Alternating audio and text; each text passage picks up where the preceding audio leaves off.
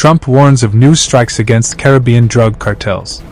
President Donald Trump has signaled a sharp escalation in the U.S. campaign against drug cartels operating in the Caribbean, warning that new military strikes could begin at any moment. With the USS Gerald R.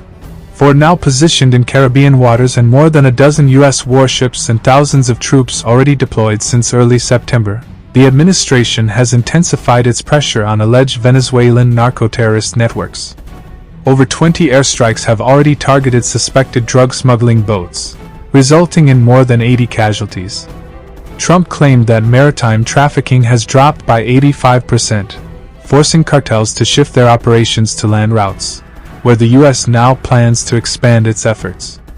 The administration also recently designated the government of Venezuelan President Nicolas Maduro as a foreign terrorist organization, though Trump stated he remains open to talks if it could save lives. Military analysts say the strategy is beginning to strain cartel operations but warn that dismantling these networks will take time. Trump signals shift to land operations after major strikes on drug boats. President Donald Trump has announced that U.S. counter-narcotics operations will soon expand to land after more than 20 military strikes on suspected drug smuggling boats in recent months. According to Trump, the maritime campaign has reduced sea-based trafficking by nearly 85%, forcing cartels and Venezuelan-linked networks to shift their routes inland. The administration this week formally designated the Venezuelan government under Nicolas Maduro as a foreign terrorist organization, even as reports emerged that Trump and Maduro recently discussed a possible meeting by phone. Critics continue to question the legality of the aggressive maritime strikes, which have killed more than 82 alleged traffickers since September. A Washington Post report, citing unnamed sources, claims an early Pentagon directive ordered forces to kill everybody during the first vessel takedown, an allegation a spokesperson for Secretary Pete Hegseth has flatly denied. The Pentagon declined to comment further as the U.S. prepares for what could be a more expansive and controversial phase of operations on land. Putin rejects U.S. peace plan terms as Ukraine insists no territory will be surrendered.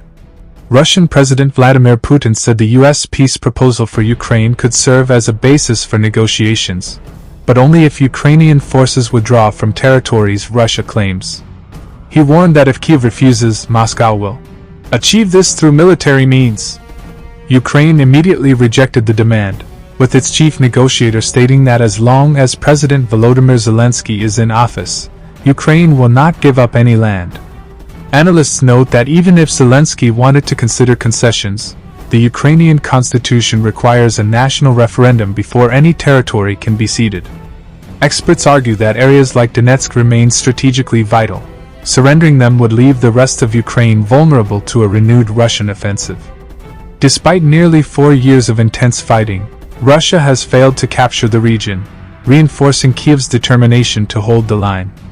Washington has also acknowledged that Ukraine cannot afford to lose Donetsk, viewing it as a non-negotiable element of the conflict.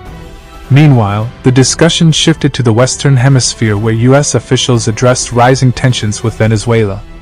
President Trump reiterated that his administration has nearly halted drug trafficking by sea, claiming an 85% drop, and vowed to begin operations on land to target networks led by Venezuelan President Nicolas Maduro, whom the U.S. has labeled the head of a narco-terrorist organization. Experts say the U.S. has the capability to dismantle the so-called Cartel of the Suns, long accused of facilitating cocaine shipments through Venezuela, and that designating Maduro a terrorist leader gives Washington expanded tools to increase pressure.